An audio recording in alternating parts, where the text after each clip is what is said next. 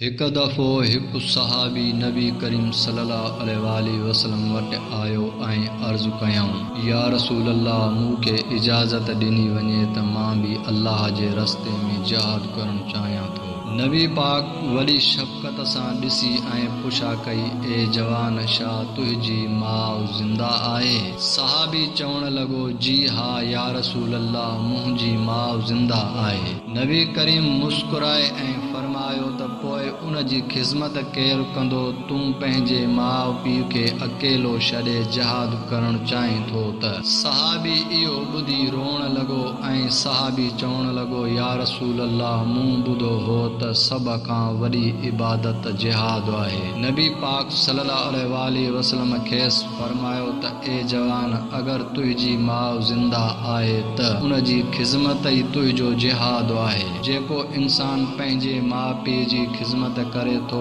उहो अल्लाह जे रस्ते में जिहाद कंदड़ वांगुरु आहे। सहाबी इहो ॿुधी वॾो ख़ुशि थियो ऐं पंहिंजे घर मोटी आयो ऐं पंहिंजी माउ जा पेर धोई खेसि खाइण लाइ खाधो ॾिनो।